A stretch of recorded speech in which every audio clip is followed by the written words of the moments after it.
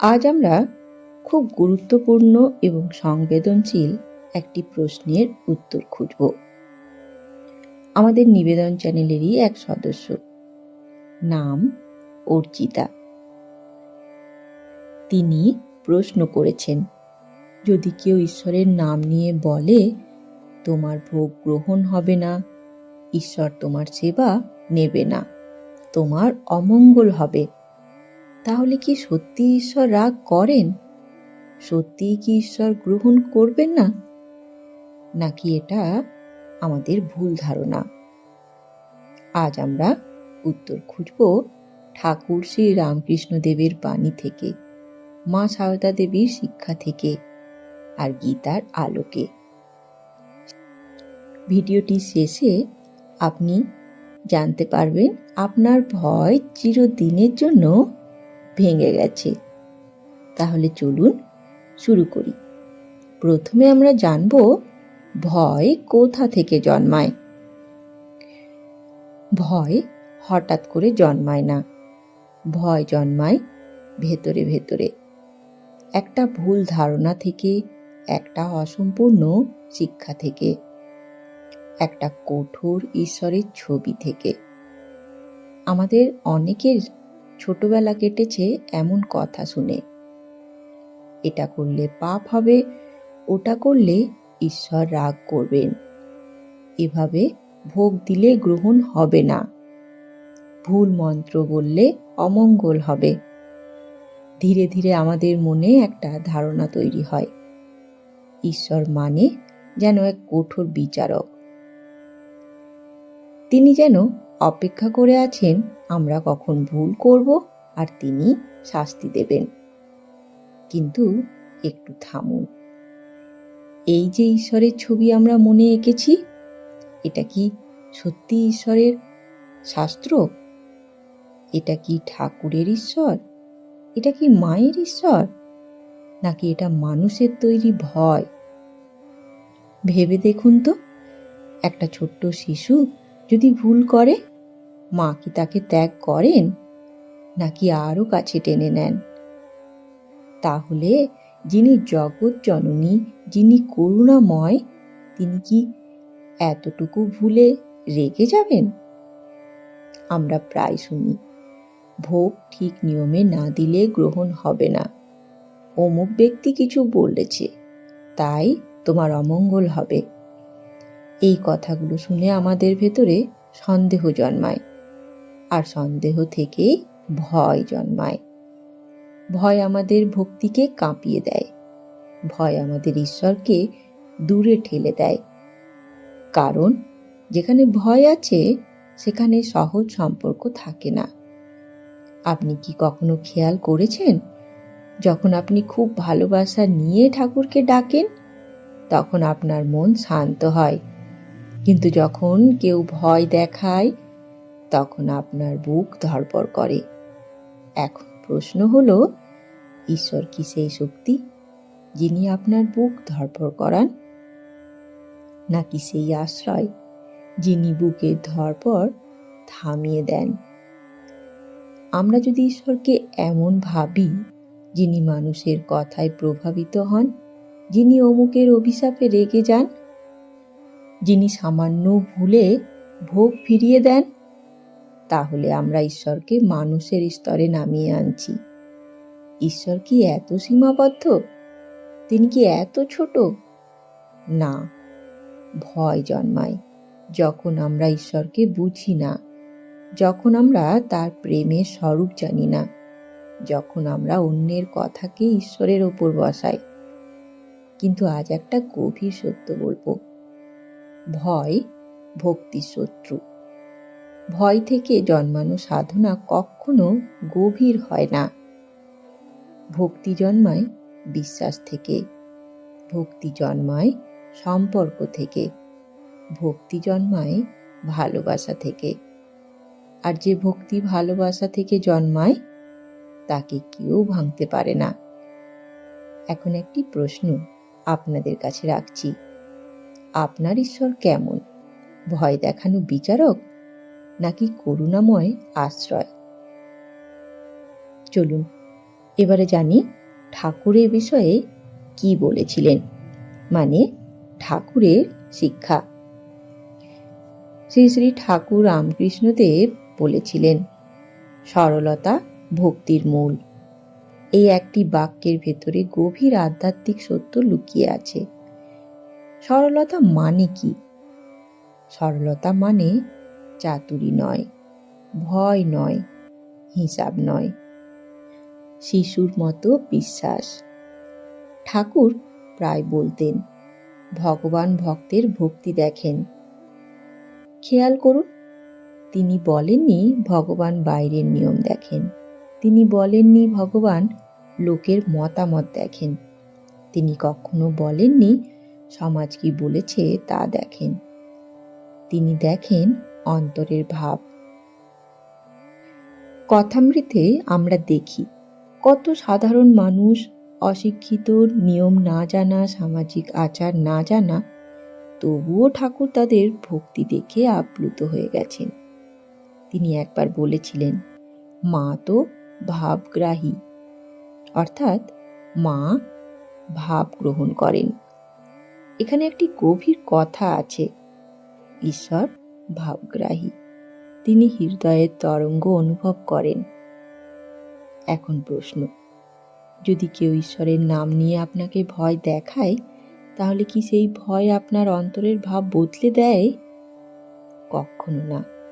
আপনার অন্তর যদি সরল থাকে, আপনার নিবেদন যদি আন্তরিক হয়, তাহলে কেউ কিছু বললেই কি তা নষ্ট হয়ে যাবে? ঠাকুর কখনো বলেননি অমুক ব্যক্তি কিছু বললে তোমার ভোগ গ্রহণ হবে না, বরং তিনি বলেছেন, যার যেমন ভক্তি ভগবান তাকে তেমনি রূপে দর্শন দেয়। অর্থাৎ ঈশ্বর সম্পর্কের ঈশ্বর। আপনি যেমন ভাবে ডাকবেন, তিনি তেমন ভাবে সাড়া দেবেন। আরেকটি ঘটনা মনে করুন, ঠাকুর প্রায় বলতেন, ঈশ্বরকে ডাকলে তিনি সাড়া দেন, যেমন মা সন্তানের কান্নায় ছুটে আসে। এখানে কি কোথাও কঠোর বিচারকের ছবি আছে? না, নেই। এখানে আছে মা ও সন্তানের সম্পর্ক। যদি একটি শিশু ভুল উচ্চারণে মাকে ডাকে, মা কি বলেন, তুমি ঠিক উচ্চারণ করনি, তাই আমি আসবো না? কখনো না। মা ছুটতে আসেন। এ তো গেল ঠাকুরের শিক্ষা। এবার আমরা শুনব গীতার কথা। গীতা শুধু একটি ধর্মগ্রন্থ নয়, এটি জীবনের গভীর সত্যের আলো। গীতায় বলা আছে, যদি কোনো ভক্ত ভক্তি ভরে একটি পাতা, একটি ফুল, একটি ফল বা সামান্য জলও আমাকে নিবেদন করে, আমি তা আনন্দের সঙ্গে গ্রহণ করি। খেয়াল করুন, শ্রীকৃষ্ণ এখানে কি বলেছেন? তিনি বলেননি দামি ভোগ দাও, তিনি বলেননি জটিল আচার মানো, তিনি বলেননি ভক্তি দিয়ে দাও। তিনি ভক্তি দেখেন। একটি ফুল হয়তো খুব সাধারণ, কিন্তু যদি তা ভালোবাসা দিয়ে দেওয়া হয়, সেটা ঈশ্বরের কাছে অমূল্য। আর যদি কেউ সোনা, রূপা, প্রচুর ভোগ দিয়ে কিন্তু তবুও ভেতরে ভক্তি থাকে না, তাহলে তার মূল্য নেই। এবার শ্রী মায়ের শিক্ষা। মায়ের জীবন ছিল করুণার জীবন্ত রূপ। তিনি শুধু উপদেশ দেননি, তিনি সেই উপদেশ নিজের জীবনে বাঁচিয়ে দেখিয়েছেন। মা একটি কথা খুব সহজভাবে বলতেন, কারোর মনে কষ্ট দিও না। এই একটি বাক্যের ভেতরে আধ্যাত্মিকতার বিশাল সত্য লুকিয়ে আছে। কেন জানেন? কারণ যখন আপনি কাউকে কষ্ট দেন, আপনি নিজের মনকেও অশান্ত করেন। মা আরেকটি কথা বলেছিলেন, যদি শান্তি চাও, কারোর দোষ দেখো না। আমরা সাধারণত কি করি? অন্যের ভুল খুঁজি, অন্যের আচার বিচার করি, অন্যের ভক্তি বিচার করি। কিন্তু মা বলেন, এই পথে শান্তির পথ নয়। এখন একটু ভাবুন, মায়ের জীবনে কি আমরা কখনো দেখি তিনি কাউকে ভয় দেখিয়েছেন? না, তিনি কখনো বলেননি তুমি এটা করলে অমঙ্গল হবে। বরং তিনি বারবার বলেছেন, আমি তো আছি, ভয় কিসের? মায়ের কাছে যে কেউ যেত সে সান্ত্বনা পেত, সে আশ্রয় পেত। মা কখনো ভক্তকে ছোট করেননি, তিনি ভক্তিকে রক্ষা করেছেন। এখন প্রশ্ন, যে মানুষ ঈশ্বরের নাম নিয়ে কাউকে মানসিকভাবে আঘাত করে সে কি মায়ের পথ অনুসরণ করেছে? না, সে ভক্তির পথ জানে না, সে হয়তো অজ্ঞানতা থেকে বলেছে। কারণ প্রকৃত ভক্ত কখনো অন্যকে ভাঙে না, প্রকৃত ভক্ত অন্যকে শক্তি দেয়। মায়ের ভক্তি ছিল আশ্রয়ের ভক্তি। যে ভক্ত কাঁদে মা তাকে বুকে টেনে নেন, যে ভক্ত ভুল করে মা তাকে সংশোধন করেন, ভয় দেখান না। এই কারণেই মা সারদা দেবীকে বলা হয় সর্বমঙ্গলা জননী। তিনি অভিশাপ দেন না, তিনি আশীর্বাদ দেন। আচ্ছা, এখন একটি প্রশ্ন উঠতেই পারে, যদি ঈশ্বরের নাম দিয়ে কাউকে ভয় দেখানো হয়, যদি সেই নাম দিয়ে কারোর মনে কষ্ট দেওয়া হয়, তাহলে কি সেটা নিজের এক প্রকার পাপ? এখন আমরা এই বিষয়ে একটু গভীরভাবে আলোচনা করব। আসুন জানি, ঈশ্বরের নাম অস্ত্র নয়, আশ্রয়। ঈশ্বরের নাম কি? শুধু একটি শব্দ? শাস্ত্রে বলে নাম আর নামই আলাদা নয়। অর্থাৎ ঈশ্বরের নামের মধ্যেই তার শক্তি, তার চেতনা, তার করুণা বিরাজমান। নাম জপ করলে কেন মন শান্ত হয়? কারণ সেই নাম আশ্রয়, সেই নাম শক্তি, সেই নাম আলো, আর সেই নামই ভরসা। কিন্তু ভাবুন তো, যে নাম আমাদের ভেতরের অন্ধকার দূর করার জন্য, সেই নাম যদি আমরা ব্যবহার করি কাউকে ভাঙার জন্য, তাহলে সেটা কি? সেটা নামের অপব্যবহার। ভক্তি শাস্ত্রে নাম অপরাধ কথাটা আছে। নাম জপের 10টি অপরাধের মধ্যে একটি গুরুতর অপরাধ হলো ভক্তকে অপমান করা, ভক্তকে কষ্ট দেওয়া। কেন এটাকে এত গুরুতর বলা হয়েছে জানেন? কারণ ঈশ্বর ভক্তের হৃদয়ে বাস করেন। আপনি যদি ভক্তকে আঘাত করেন, আপনি ঈশ্বরের আশ্রয়কেই আঘাত করছেন। এখন একটু ভেবে দেখুন তো, যদি কেউ ঈশ্বরের নাম নিয়ে কাউকে ভয় দেখায়, তোমার ভোগ গ্রহণ হবে না, তোমার অমঙ্গল হবে, তাহলে কি সে নামের মর্যাদা রাখছে? না, সে নিজের অহংকারকে নামের আড়ালে লুকোচ্ছে। নাম কখনো অস্ত্র নয়, নাম কখনো শাস্তির হাতিয়ার নয়। নাম হলো সেতু, মানুষ আর ঈশ্বরের মধ্যে সম্পর্কের সেতু। যেখানে নাম উচ্চারিত হয় ভালোবাসা নিয়ে, সেখানে শান্তি জন্মায়। যেখানে নাম উচ্চারিত হয় রাগ বা ভয় দিয়ে, সেখানে অশান্তি জন্মায়। একটা গভীর কথা মনে রাখবেন সব সময়, ঈশ্বরের নাম আমাদেরকে ছোট করে না, আমাদেরকে বড় করে। যে নাম দিয়ে ভয় দেখায় সে নিজের ভক্তিরই ক্ষতি করে। কারণ ভয় দেখানোর ভেতরে আছে অহংকার। আমি জানি, আমি ঠিক, আমি বিচারক। কিন্তু প্রকৃত ভক্ত জানে বিচার করার অধিকার শুধু ঈশ্বরের। চলুন এবারে কিছু বাস্তব সমাধান আমরা জানি। যখন কেউ ভয় দেখায় তখন কি করবেন? ধরুন কেউ আপনাকে বলল, তোমার ভোগ গ্রহণ হবে না, তোমার সেবা ঈশ্বর নেবেন না। সেই মুহূর্তে আপনার বুক ধড়ফড় করতেই পারে, মন কেঁপে উঠতে পারে। এই সময়ে আপনি কি করবেন? প্রথম, তর্ক করবেন না। তর্ক আগুন বাড়ায়। ভক্তির পথ আগুনের পথ নয়, শান্তির পথ। মনে রাখবেন, যে ভয় দেখায় সে নিজেই অস্থির। আপনি অস্থির হবেন কেন? এবার দ্বিতীয়, অন্তরে প্রার্থনা করুন। চুপ করে চোখ বন্ধ করুন। মনে মনে বলুন, প্রভু, তুমি আমার হৃদয় জানো। আমি সরল মনে তোমাকে ডাকছি। তুমি অন্তর্যামী। এই প্রার্থনা ভয়কে গলিয়ে দেয়। তৃতীয়, নিজের ভক্তি অটুট রাখুন। সবচেয়ে বড় ভুল কি জানেন? ভয় পেয়ে জপ বন্ধ করে দেওয়া, ভয় পেয়ে ভোগ দেওয়া বন্ধ করে দেওয়া। আপনি থামবেন না, কারণ আপনার সম্পর্ক ঈশ্বরের সঙ্গে, মানুষের সঙ্গে নয়। আর একটা কথা মনে রাখবেন, ঈশ্বর মানুষের কথায় প্রভাবিত হন না।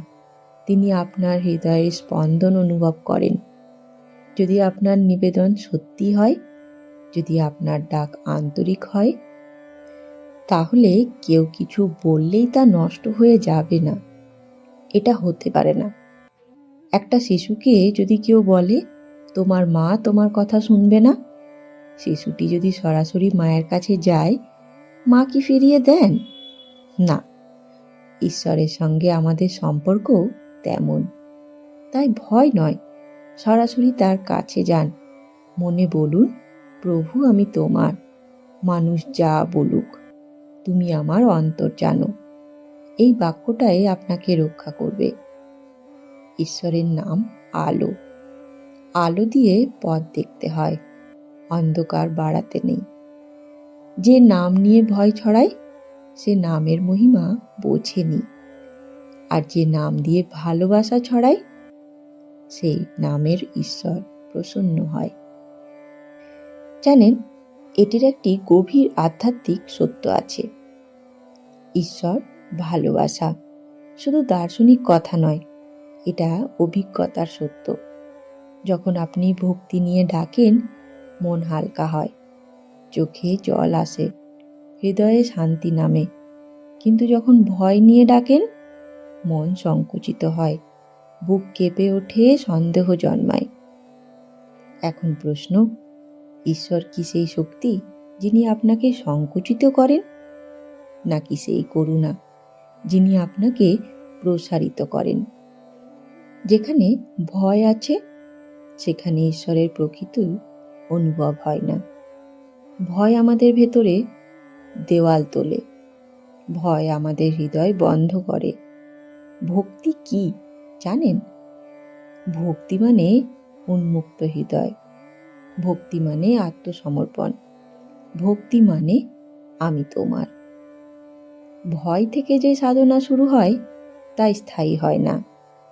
কারণ ভয় মানুষকে ক্লান্ত করে, ভালোবাসা মানুষকে টিকিয়ে রাখে। আপনি যদি শুধু ভয় থেকে জপ করেন, একদিন সেই ভয় কমে গেলে জপও থেমে যাবে।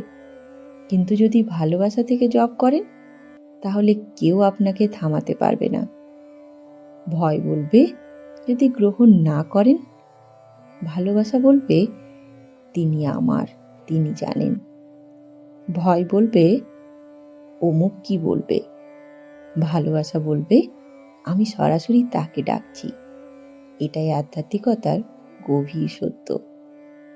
বন্ধুগণ, আজকের এই পুরো আলোচনা শেষে আমরা কয়েকটি গুরুত্বপূর্ণ শিক্ষা পেলাম। প্রথমত, ঈশ্বরের নাম ভয় দেখানোর জন্য নয়। ঈশ্বরের নাম মানুষের আশ্রয়, শান্তি এবং ভরসার উৎস। যদি আমরা সেই নাম ব্যবহার করি কাউকে ভয় দেখানোর জন্য বা কারোর মনে কষ্ট দেওয়ার জন্য, তাহলে আমরা আসলে ঈশ্বরের নামের মর্যাদা বুঝতে পারিনি। দ্বিতীয় শিক্ষা, ঠাকুর শ্রী রামকৃষ্ণদেব আমাদের শিখিয়েছেন, ভক্তির মূল হল সরলতা। ঈশ্বর বাইরের আচার বা মানুষের কথার দিকে তাকান না, তিনি দেখেন ভক্তের অন্তরের ভাব। তাই কেউ কিছু বললেই ঈশ্বরের সঙ্গে আমাদের সম্পর্ক নষ্ট হয়ে যাবে, এমন ভয় পাওয়ার কোনো কারণ নেই।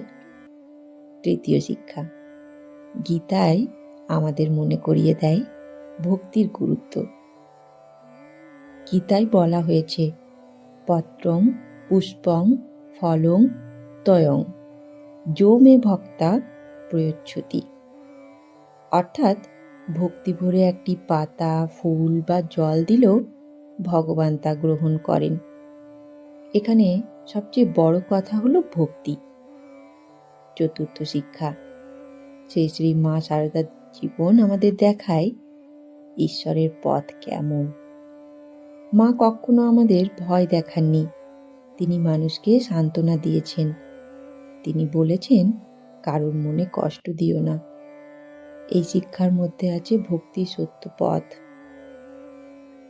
তাই আজকের আলোচনার মূল শিক্ষা হলো, ঈশ্বরের নাম দিয়ে কাউকে ভয় দেখানো নয়, ঈশ্বরের নাম দিয়ে মানুষকে সাহস দেওয়া উচিত। যেখানে ভয় আছে সেখানে মন সংকুচিত, কিন্তু যেখানে ভক্তি এবং ভালোবাসা আছে সেখানে ঈশ্বরকে অনুভব করা যায়। তাই যদি কখনো কেউ ঈশ্বরের নাম দিয়ে আপনাকে ভয় দেখায়, তখন ভয় পাবেন না। মনে রাখবেন, ঈশ্বর মানুষের কথায় নয়, আপনার হৃদয়ের ভক্তিতে সাড়া দেন। ভয় নয়, ভক্তি। অভিশাপ নয়, আশ্রয়। এই পথে ঈশ্বরের কাছে পৌঁছানো যায়। ধন্যবাদ। ভালো থাকবেন। জয় ঠাকুর, জয় মা, জয় স্বামীজি।